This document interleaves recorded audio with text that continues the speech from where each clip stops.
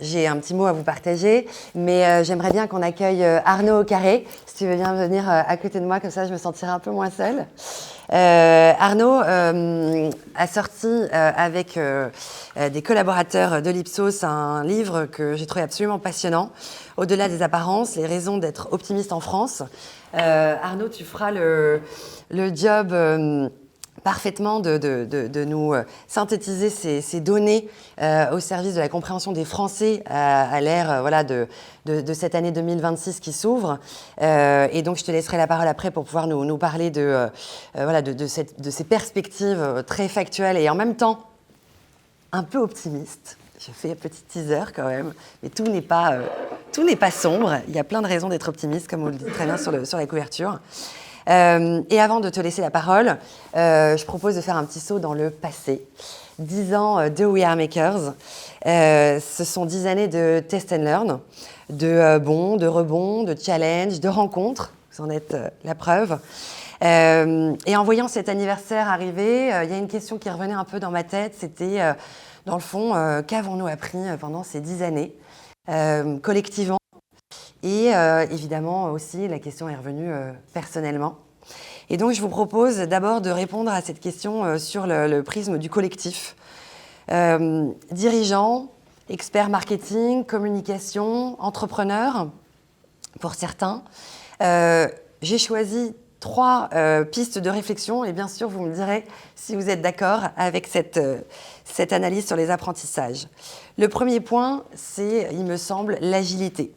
Nous avons appris que l'adaptabilité est devenue une vraie valeur ajoutée, voire un facteur de survie.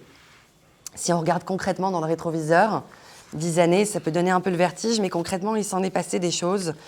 2015-2019, accélération de la transformation digitale, une disruption titanesque, avec des nouvelles technologies, des nouvelles consommations, des nouvelles productions que vous avez tous et toutes plus ou moins orchestrées. 2020, le Covid, tout s'arrête en un éclair. 2021-2022, 2 années très chaotiques, exceptionnelles pour certains, mais avec des grosses tensions dans la supply chain. 2022, 2023, 2024, là on enchaîne crise de l'inflation, crise énergétique, guerre en Ukraine. Et puis 2023-2025, une IA générative qui s'incruste dans nos quotidiens de manière assez fulgurante. Et en parallèle, des crises politiques internationales qui se succèdent aux crises politiques françaises. Je ne pouvais pas faire l'impasse de rappeler ce qui s'est passé ces 10 dernières années. Et au moment où on commençait à assumer un contexte VUCA, volatile, incertain, complexe, ambigu, en fait, il y a un nouveau prisme qui le déloge, banni, fragile, anxieux, non linéaire et incompréhensible. On voit bien que les cycles de disruption raccourcissent. On a donc dû apprendre à désapprendre. On a dû accepter de ne pas savoir, d'avancer dans le noir, pas facile pour diriger. Arnaud pourra faire la promotion de la data qui permet de sécuriser les décisions. Et si la clé n'est plus d'avoir un plan à 5 ans, ce qui nous a sauvés dans ces tempêtes, c'est d'avoir une vision, un cap solide. Et on a aussi appris, de manière assez contradictoire, que la résilience est une force. En bref, l'agilité n'est plus l'apanage des startups. On a tous dû apprendre à surfer. Bravo. Le deuxième point, il me semble que c'est le sens. Le sens et les valeurs ne sont plus du marketing, c'est une question de survie. Si on regarde dans le rétroviseur, les marques sont passées d'une relation top-down à une relation extrêmement horizontale avec leurs consommateurs. Les consommateurs peuvent d'ailleurs boycotter, fédérer, exiger, se rassembler en quelques minutes sur les plateformes. Le greenwashing, qui était à l'époque où moi j'ai démarré le marketing, presque un exercice marketing, aujourd'hui il se retourne complètement contre les marques. La RSE est d'ailleurs devenue une obligation légale et sociétale. Et puis, côté collaborateurs, on a vécu ce qu'on a appelé une grande démission, cumulée à une guerre des talents. Bref, tous veulent du sens. On ne peut plus séparer le business et les valeurs. Collaborateurs et clients demandent des comptes. Nous avons donc appris que la raison d'être, l'ikigai pour les Japonais, j'adore ce concept, et j'aime beaucoup les Japonais d'ailleurs, n'est pas un exercice de communication, c'est une véritable boussole pour avancer. La transparence, la cohérence, l'alignement sont devenus des avantages concurrentiels et des outils d'engagement puissants. Le troisième point, il me semble, dans nos apprentissages collectifs, c'est la notion d'écosystème. On ne peut plus tout faire tout seul. Les écosystèmes ont remplacé la toute-puissance. Si on regarde dans le rétro, on a observé une explosion des collaborations entre les grandes structures et les plus petites, et les startups bien entendu. Une explosion des modèles marketplace, les plateformes plurielles versus les modèles intégrés ou en silo. De nouveaux modes de travail aussi ont émergé, inter-entreprises, l'open innovation, la co-création, les communautés, c'est un sujet qu'on aime bien chez We Are Makers. De nouveaux modes de travail individuels également ont émergé, le développement du freelancing, les squads agiles versus le tous en CDI. Comme si la force n'était plus liée à ce qu'on possède comme asset, mais à ce qu'on est en capacité d'orchestrer. Nous avons appris qu'il vaut mieux co-construire que contrôler, que externaliser des éléments du core business, c'est plus un tabou, surtout si c'est bien fait, et que les frontières entre concurrents, partenaires, clients sont devenues relativement floues. Pour résumer cette première partie, je pense que ces apprentissages vont être des clés puissantes pour les prochaines années. L'agilité, pour surfer entre vision et exécution. Le sens, pour s'aligner et être résilient. Et l'écosystème, parce qu'ensemble, on va plus loin. À présent, mes apprentissages plus personnels. Très, très difficile de choisir. J'en ai gardé 3. Le premier apprentissage personnel, c'est que je pensais que l'entrepreneuriat allait me durcir. Et en réalité, j'ai appris à cultiver ma sensibilité. Au début de mon parcours entrepreneurial, je résistais un peu comme un marin qui va voir sa peau se durcir pendant les tempêtes. Je pensais que c'était ça, être chef d'entreprise, encaisser, tenir bon et ne rien laisser paraître. Et en fait, au fur et à mesure des crises, je me suis rendu compte qu'un mode carapace pouvait me faire passer à côté de l'essentiel. Ce sont d'ailleurs des interventions extérieures qui ont créé ces déclics. Je pense notamment à ce collaborateur qui n'est pas là aujourd'hui, mais je pense qu'il nous entendra, qui pendant le Covid m'a proposé spontanément de réduire son salaire au strict minimum le temps de passer la vague. Je vous avoue que cette générosité totalement inattendue m'avait vraiment marquée à l'époque. Je pense aussi à ce client qui m'avait confié que son entreprise traversait une période extrêmement difficile.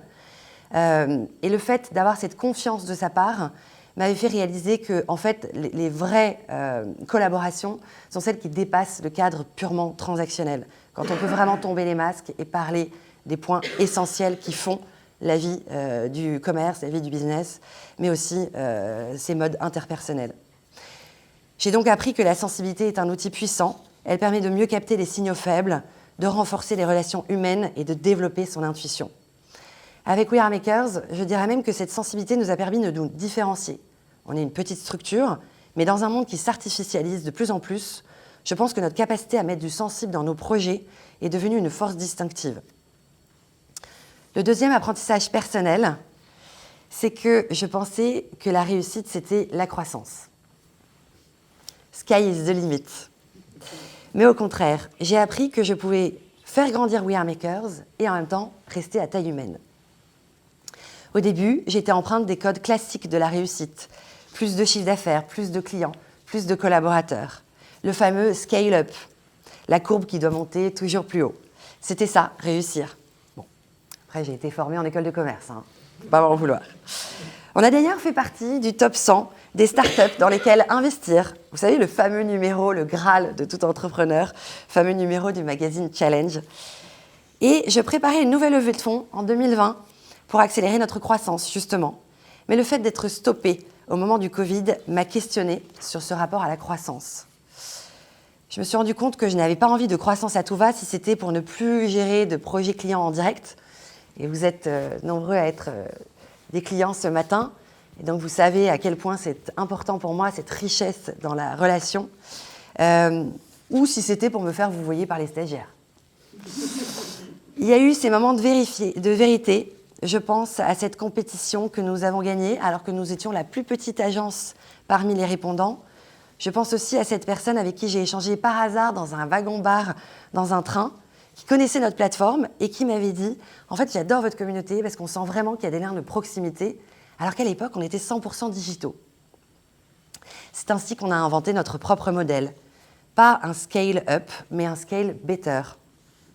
On a continué à développer nos propres communautés, Créateurs, animateurs, influenceurs, réalisateurs, facilitateurs, communicants, consultants, des réseaux de pros et de passionnés que nous engageons dans nos projets.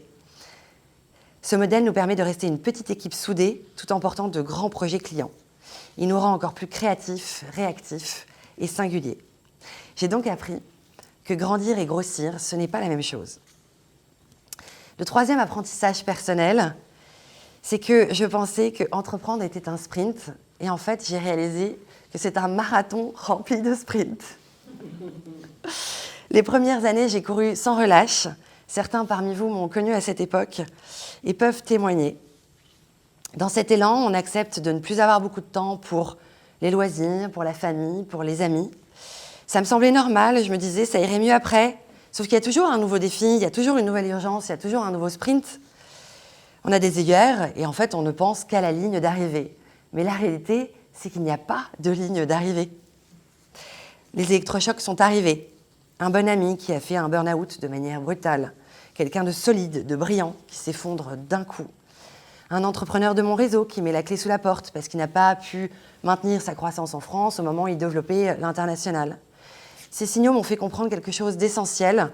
Pour que l'entreprise dure, il faut être soi-même durable. J'ai appris à construire un binôme qui est devenu incontournable, et l'équipe peut en témoigner. D'un côté, je suis devenue une machine de guerre de la priorisation. Mon équipe pourra me rendre des comptes après cette petite matinée. Mais je pense qu'elles apprécient qu'on sache dire non, prioriser toujours, couper dans le superflu, mettre notre énergie sur l'essentiel. Mais de l'autre, pas d'impasse sur ce qui nous nourrit.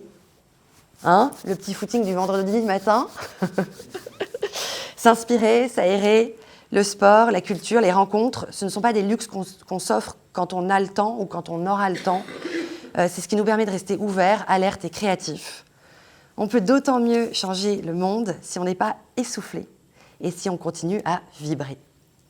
Voilà, 10 années d'apprentissage en 10 minutes chrono. Il me semble que je suis prête pour les 10 prochaines années et j'espère avec vous.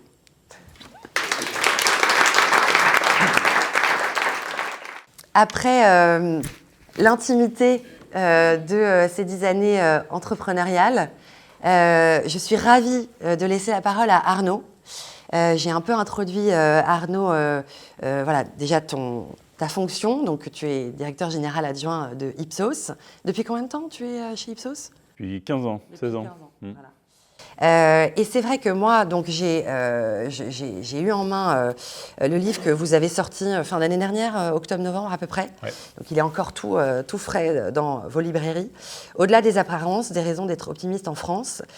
Et j'ai trouvé que c'était vraiment le bon livre pour démarrer l'année. Pourquoi ? Parce qu'en fait, il passe en revue tous les points essentiels qui font notre quotidien, la vie politique, la vie sociale, la vie évidemment personnelle, les relations entre les individus, mais aussi le rapport à la consommation, qui est évidemment un point au-delà des études que vous faites sur le politique. Vous développez énormément en lien avec notamment vos entreprises clientes, les rapports et les études sur la consommation. Et j'ai trouvé que ce panorama, effectivement, était extrêmement objectif, très factuel. C'est quand même le métier qui veut ça, mais toujours dans la nuance. Et c'est un ouvrage qui est très agréable à lire en plus. Alors moi, la première partie sur la politique, c'est moins mon truc, mais j'ai appris beaucoup de choses. Je vais te laisser nous partager un petit peu la synthèse que vous faites donc, de ce que vous avez retenu de cet ouvrage. Et puis ensuite, bien sûr, on pourra poser des questions à Arnaud. J'en ai déjà quelques-unes en tête. Et vous en aurez aussi sûrement, j'imagine, en complément. Merci Hortense. Alors je comprends un peu mieux pourquoi tu m'as invité, parce qu'il y a beaucoup dans ce que tu as dit. Je pense qu'il y a un peu le reflet du fond du livre.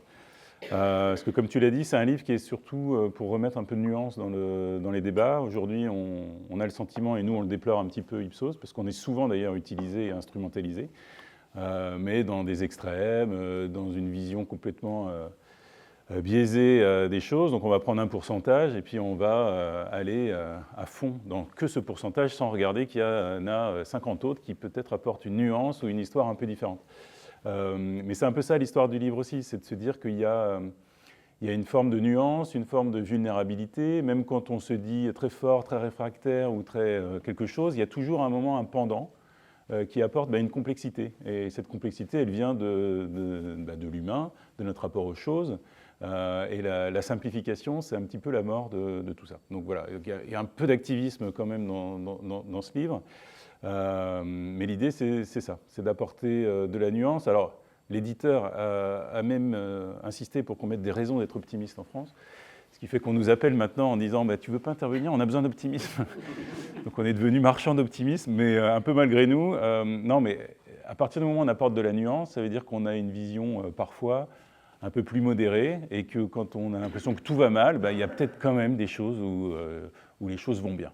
Alors, on a surtout aussi beaucoup de raisons d'être pessimiste, hein, et on ne dit pas d'ailleurs qu'il faut être optimiste, libre à chacun de décider de ce qu'il veut être, mais en tout cas, les choses sont nuancées.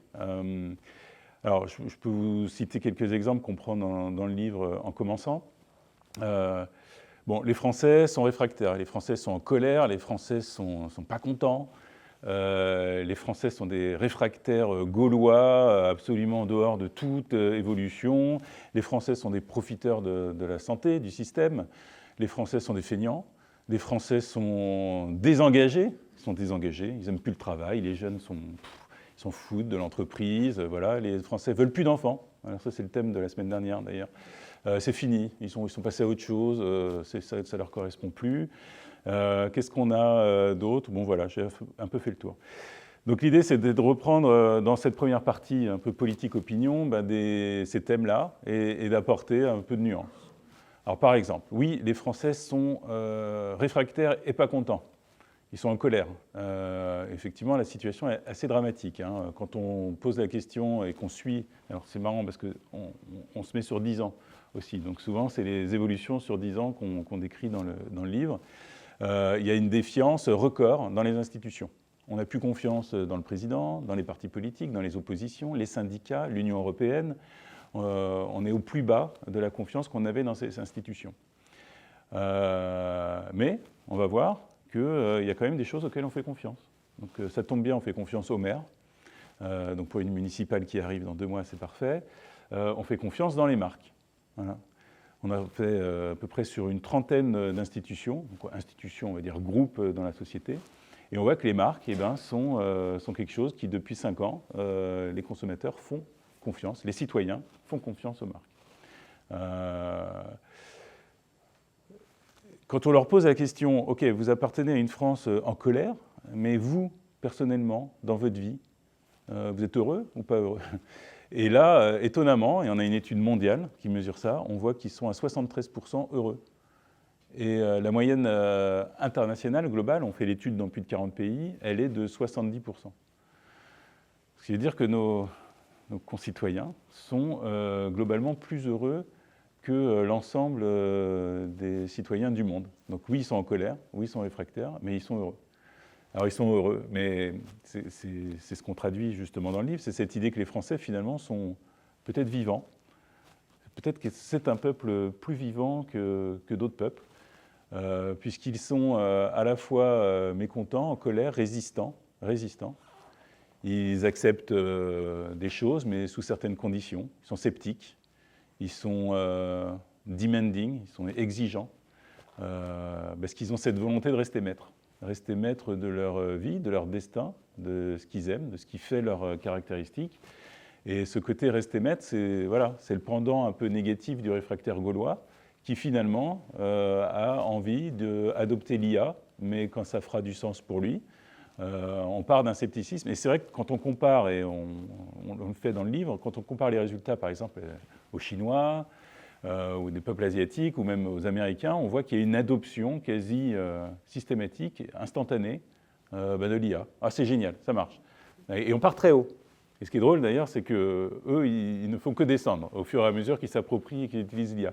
Les Français, c'est exactement l'inverse. Et c'est un pays qui est très singulier dans le monde. Ils partent sur le principe que c'est nul. Voilà. Et petit à petit, Ils les utilisent, et aujourd'hui, en termes d'usage, on est quasiment au-dessus des autres pays. Là, on a fait une étude la semaine dernière, on voit que 60%, ça y est, des individus utilisent les LLM pour avoir une recommandation de la marque et du produit qu'ils devaient acheter. Sur toutes catégories confondues, principalement dans le transport, les voyages, ça c'est le premier truc, et après tout ce qui est produits électroniques. Mais ils ont adopté, ça y est, et ils arrivent même parfois à s'enthousiasmer. Alors oui, ils partaient de très bas, mais eux, ils sont les Français, dans une démarche un peu plus positive. Voilà. Donc voilà, c'est un peu le pendant. Les Français, oui, sont réfractaires, mais ils sont surtout aussi heureux et relativement fiers de l'être. L'autre truc, par exemple, c'est la santé. On dit qu'ils profitent de la santé, mais ils n'ont jamais été aussi connectés, aussi dans la prévention. Je ne sais pas si vous avez conscience du nombre de coureurs. Il y en avait quelques milliers il y a encore 15 ans. Aujourd'hui, ça se compte par millions. Et ils prennent soin d'eux, ils prennent soin de leur nutrition, ils ont des IA connectés, ils sont quand même dans l'anticipation et dans le respect de leur santé, plus que jamais, dans la santé de la prévention. Donc c'est une autre vision que des Français qui profitent juste du système de santé. Le travail, voilà, on parlait des jeunes désengagés, et là encore, on a un chiffre objectif, puisqu'on suit dans plusieurs entreprises l'engagement des employés dans l'entreprise. Là, on voit que depuis 10 ans, ce chiffre, il a plutôt évolué positivement. C'est-à-dire qu'on a 66% de gens qui se disent engagés en entreprise. C'était 64 il y a 10 ans. Donc on est loin de ce désengagement. Et quand on regarde les jeunes sont plus engagés que les autres populations en entreprise. Alors qu'est-ce qui se passe? C'est aussi qu'ils sont certes plus engagés, mais ils sont plus exigeants sur les conditions dans lesquelles ils exercent leur travail. Donc sur la déconnexion, sur le télétravail, sur le sens qu'ils donnent à leur travail. Et donc on voit du coup des individus qui ne mettent pas leur engagement en condition de ça. Ils ont leur engagement, il est là, on le voit, on le mesure, néanmoins ça ne leur empêche pas d'avoir des exigences.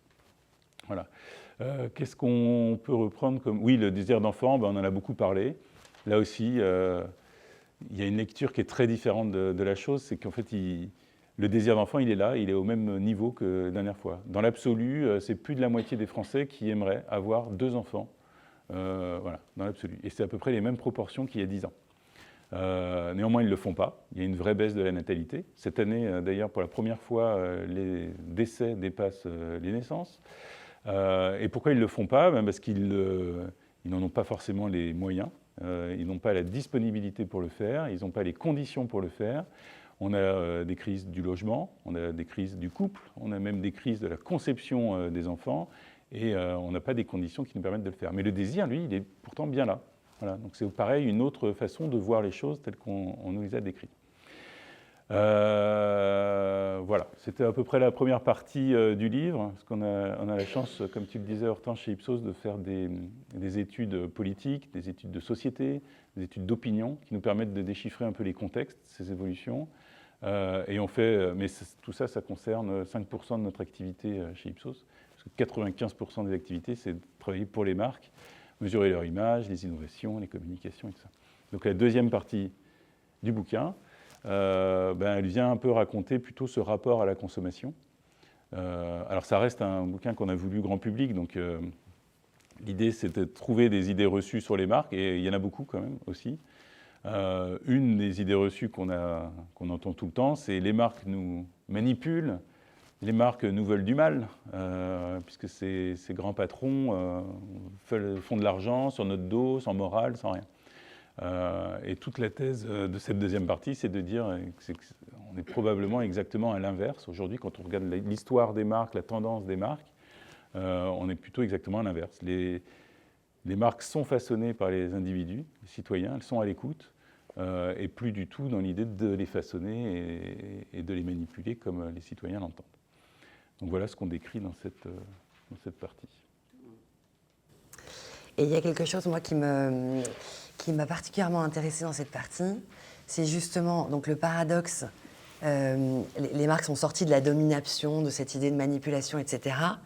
Elles sont attendues des consommateurs pour créer du lien, pour donner du sens.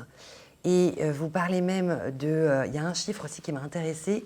62% des Français disent acheter des marques qui reflètent leurs valeurs. Ouais. Et par rapport à il y a 10 ans, c'est quand même beaucoup plus, puisqu'il y a 10 ans, on était à 44%. Et en même temps, il y a, donc c'est jamais aussi simple que ça n'y paraît, et en même temps, ça rend les marques plus vulnérables aussi. Est-ce que tu peux peut-être étoffer un peu cette partie-là, qu'on comprenne bien ce qui est en jeu? Oui, complètement. Alors, les marques sont effectivement le reflet de plus en plus des citoyens. Et c'est un des chiffres au cours des 10 dernières années qu'on voit le plus dans nos études, dans toutes les dimensions qu'on mesure, évoluer. Et c'est assez dingue. Donc 62%, ce que tu disais aujourd'hui, 70% achètent des marques qui reflètent leurs valeurs personnelles. Ils étaient 44% il y a 10 ans et probablement encore beaucoup moins il y a plus que ça. Et effectivement, c'est montrer à quel point les consommateurs sont autour des marques beaucoup plus engagés que ce qui nous semble. Alors oui, on a une vision qui est souvent, ces derniers temps en plus, un peu galvaudée par le pouvoir d'achat, puisque oui, il y a des arbitrages, ça reste évident. Toute l'histoire de Chine et tout ça, donc c'est quelque chose qu'on nous rétorque beaucoup. Mais ça cache un peu la tendance de fond que nous, on observe dans nos études, qui est que oui, les consommateurs achètent de façon beaucoup plus engagée. Ils sont proches des marques, ils restent proches des marques dans les valeurs que celles-ci donnent. Alors, on a fait un gros, j'en parlais juste avant, là, on a fait un gros projet parce qu'on est en partenariat avec la Sorbonne et la Fondation Jean Jaurès, pour ceux qui connaissent, où on travaille justement à quel est ce rôle des marques dans la société aujourd'hui. Est-ce qu'il a évolué? Alors, ce qui est drôle, c'est qu'il est de plus en plus politique. Je ne sais pas si vous connaissez Raphaël Lorca, avec qui on a travaillé là-dessus, mais qui parle du rôle politique des marques. Et la question qu'on se posait, c'était finalement, est-ce qu'une marque, elle a vraiment un lien aujourd'hui avec nos valeurs, mais nos engagements, notre façon de voir le monde, notre engagement politique, notre engagement environnemental, notre engagement sécuritaire. Donc on a essayé de scoper comme ça à peu près l'ensemble des causes sur lesquelles un individu pouvait s'impliquer. Alors ça peut être l'inclusion, la sécurité, l'éducation. Voilà. Donc on a fait un travail de recherche universitaire là-dessus. Et on a essayé de voir si, en fonction de l'affinité et de la proximité qu'on pouvait avoir avec les marques, on avait un engagement différent. Est-ce que quand je suis fan de Bic, quand je suis fan de Citroën, quand je suis fan de Henkel, Rupson, Patex, est-ce que quand je suis fan de Danone, est-ce que j'ai un engagement, quelque chose d'un peu différent dans ma façon d'être, de me comporter, de m'engager? On a un peu tous l'intuition que oui, elle semble évidente, mais dans de nombreux comex d'entreprise, je peux vous dire que le doute est là, est bien présent. Quand il faut faire des arbitrages financiers, d'investissement, de projets, j'ai déjà vu en direct se passer des grosses remises en question du type « mais est-ce que c'est vraiment à nous de faire tout ça? Qu'est-ce qu'on s'en fout? On est là pour vendre des produits, on n'est pas là pour s'engager. » Donc cette question de est-ce qu'il y a une légitimité, est-ce qu'il y a un lien, elle est assez fondamentale. Et cette étude qu'on a menée il y a 2 ans, elle a un résultat très clair, très net. 95% des marques ont des communautés proches d'elles, donc les fans, on appelle ça les fans, mais c'est des individus qui se sentent le plus proches des marques, ont des engagements significativement différents des autres. 95% des marques. Donc quand je suis fan de Bic, je suis fan de diversité. Enfin, je suis très engagé pour la diversité et l'inclusion. Quand je suis fan de Groupama, je suis très engagé contre la déforestation. Quand je suis fan de Netflix, je suis très engagé pour le droit des femmes. Et comme ça, on l'a fait sur 200 marques. Donc si vous êtes intéressé, d'ailleurs, ces résultats sont tout à fait libres d'accès. Et donc la question que tu posais, Hortense, à savoir est-ce que finalement les marques ont un rôle autour de leur communauté? Alors on n'a pas très bien mesuré l'effet de cause à effet. Est-ce que c'est parce que les gens étaient engagés qu'ils se sont rassemblés autour d'une marque, ou est-ce que c'est la marque qui a petit à petit façonné des valeurs? On pense que les deux sont vrais. Quand on regarde L'Oréal, par exemple, assez étonnamment, sur les 60 causes, il y en a 60 quand même, il y en a une qui est significativement caractéristique des fans de L'Oréal, c'est la lutte contre le harcèlement de rue. Donc là, on se dit, c'est marrant, pour un hasard, c'est quand même le combat de L'Oréal depuis à peu près 20 ans, avec l'association Stand Up, justement, où ils font de l'éducation contre le harcèlement de rue. Donc,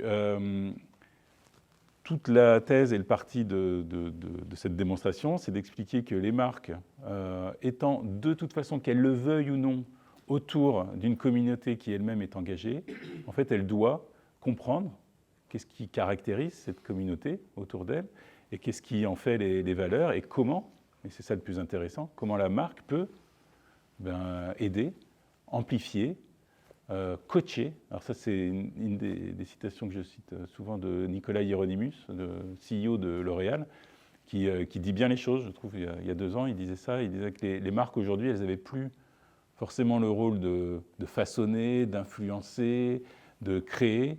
Elles avaient aujourd'hui beaucoup plus ce rôle de coach de vie. Comment j'aide les consommateurs à vivre leur engagement déjà présent, comment je leur donne le moyen, je leur donne les moyens de vivre leurs valeurs et leur engagement.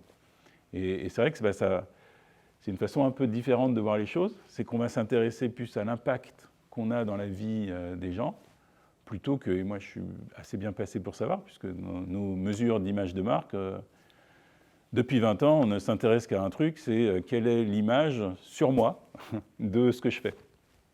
C'est assez drôle d'ailleurs comme raisonnement. Je vais faire du recyclage, je vais planter des arbres, quelle image ça a sur moi? Mais aucune marque, jusqu'aujourd'hui, ne s'était posé la question, mais quel impact ça va avoir sur le monde? Quel impact ça va avoir sur les gens? Et donc ce retour et ce renversement un peu copernicien de l'évaluation des marques et de leur impact, c'est ce qui, de plus en plus, est en train d'être un facteur de résilience, de sens aussi. On parle d'un concept de plus en plus important qui est le concept de la conscience des marques. Quelle conscience collective on arrive à créer autour des marques? Alors que ce soit en connaissant parfaitement l'historique d'où on vient d'une marque comme Zeiss, par exemple, ou aussi l'impact, la conscience que j'ai dans justement l'impact que ma marque a sur les individus, sur le monde, sur l'ordre des choses. Et cette conscience, elle est aujourd'hui, c'est ce qu'on raconte aussi dans le livre, elle est de plus en plus difficile à l'ère de l'IA, à l'ère des décisions algorithmiques, à l'ère du court terme aussi, puisque de plus en plus on a tendance à être dans une urgence de court terme. Et plus on oublie le long terme, à la fois historique, à la fois futur, plus on passe à côté de cette conscience de marque. Donc, pour reprendre tes mots, c'est comment les marques appuient, façonnent, encouragent, stimulent la communauté. Ça nous semble être le facteur de résilience essentiel des marques de demain. Voilà. Et quel rôle elles vont avoir, et quelle connaissance elles vont avoir, et quelle incarnation. Ça, c'est une autre notion qui nous semble très importante dans l'idée de conscience. C'est de pouvoir prendre des décisions humainement, de les assumer dans le temps.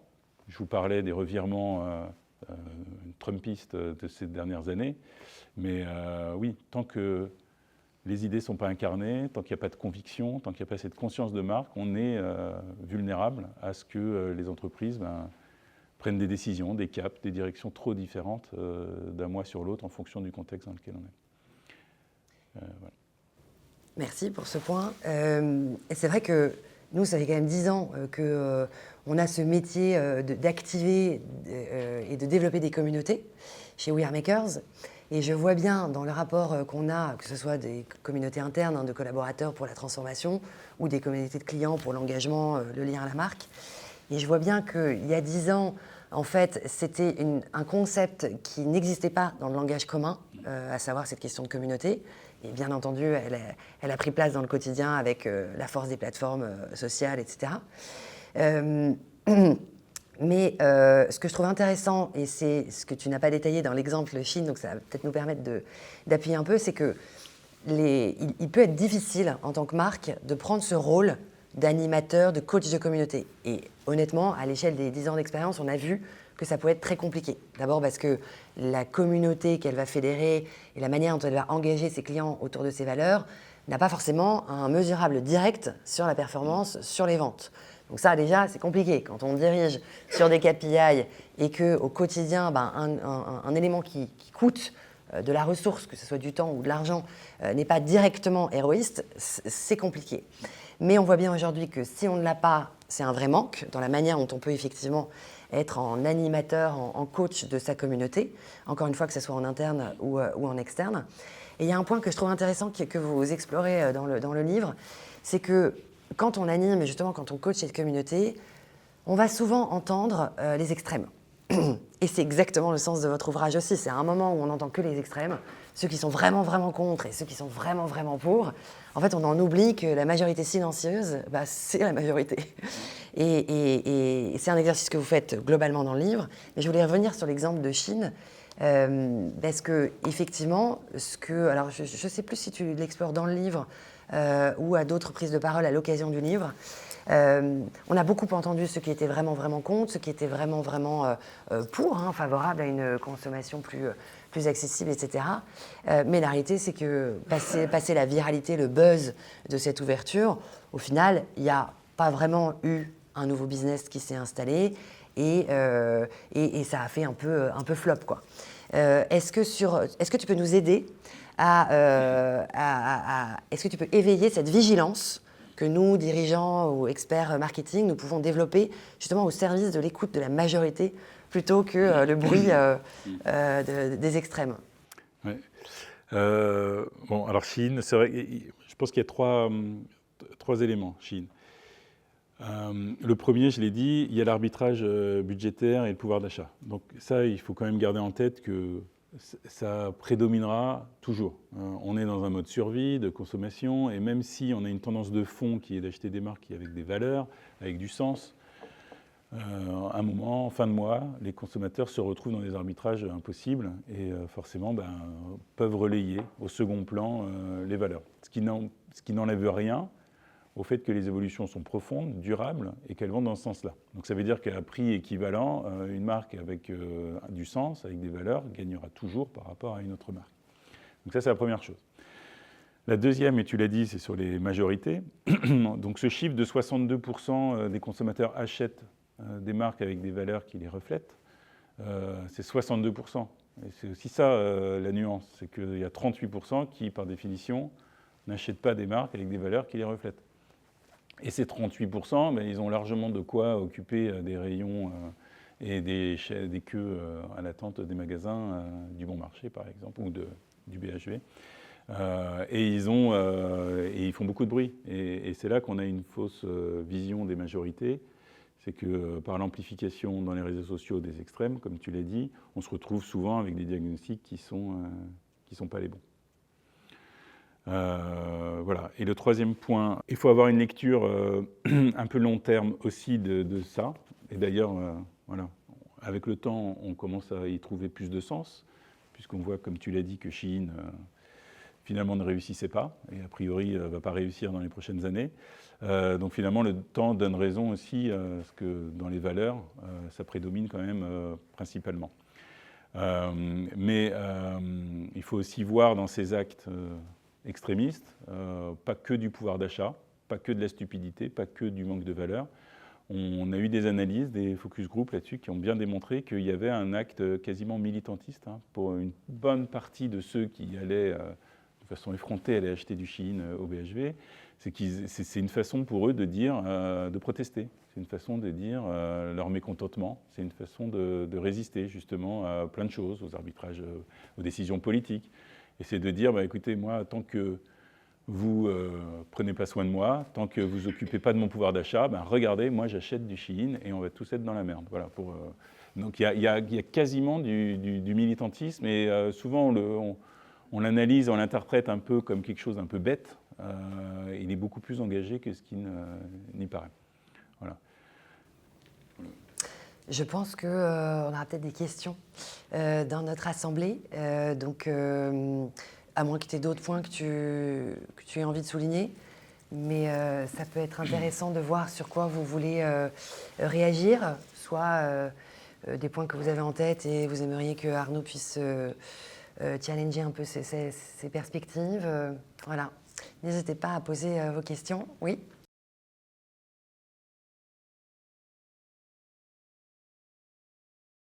Donc je n'ai pas d'overview de ces résultats. Par contre, ce que tu dis, c'est probablement vrai, c'est que peut-être que cet engagement en entreprise, il se maintient à des niveaux bons, à 66%, même plus bons qu'il y a 10 ans, peut-être parce que ceux qui n'étaient plus engagés sont partis. Et peut-être justement, il y a plus de possibilités, plus de choix, de modes de carrière, de possibilités pour ces gens-là de faire autre chose. Et quand tu as telle liberté, forcément, chacun y trouve un peu plus son compte, à la fois dans l'engagement ou dans le freelancing.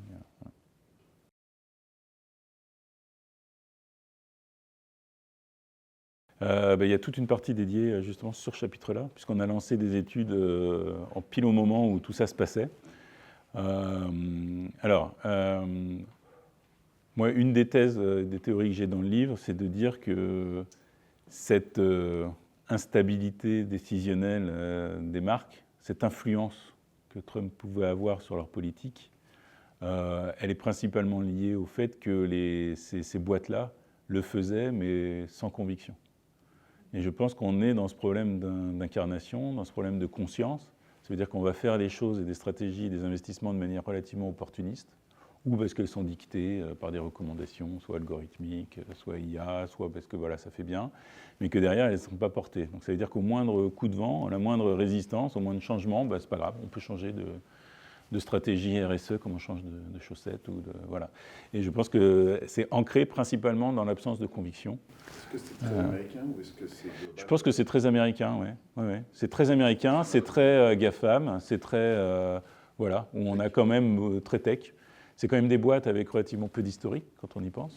Donc en termes de conscience aussi, d'ADN historique, d'ancrage, de prise de position, on a quand même sur quelque chose d'assez fragile. Voilà. On a en plus des gens qui arrivent à des pouvoirs de façon un peu démesurée, un peu folle. Enfin, il y a peu de réflexion en fait derrière. Donc tout ça est encore en construction. Je pense que cette période d'ailleurs va leur apprendre et elle va leur permettre de se structurer petit à petit. Mais là, on était encore dans cette vulnérabilité. Et l'impact sur les consos, donc on a fait des études, on a demandé aux gens quel était leur... Il est désastreux. Il est désastreux. Et ils ont le sentiment d'avoir été un peu spoliés, d'avoir été manipulés, qu'on leur a raconté des belles histoires, mais qu'en fait derrière tout ça c'est que du vent. Ils parlent de boycott de ces marques-là. Donc on a quand même aussi en France une grosse résistance sur ces marques qui ont fait volte-face. Voilà. Et à l'inverse, c'est la façon d'être optimiste, c'est de se dire qu'il y a une vraie opportunité pour les autres. Pour les marques françaises notamment, d'aller au bout de leur résistance, de leur engagement, de leur singularité, et de se dire que cet engagement, justement, il est encore plus beau, plus impactant quand il sera différenciant. Voilà, ce qui n'était plus totalement le cas ces dernières années. Mais la vérité, c'est que même quand il y a un fond de sincérité, et je parlais de cette révolution copernicienne, mais je pense qu'elle est vraie, même si quand il y a un fond de vérité, elle est relativement superficielle. Pour ce simple fait, c'est de la rhétorique, mais d'imaginer qu'on puisse être sincère dans les causes qu'on défend, mais sans mesurer l'impact que ces causes ont vraiment sur la réalité des choses, c'est forcément un petit peu futile et vain. Quand on fait les choses uniquement pour se donner bonne image, même s'il y a un fond de sincérité et d'adhésion et de croyance, voilà, les choses ont été faites peut-être pas forcément... durablement, ou en tout cas avec l'impact et l'engagement qui sera probablement celui de demain.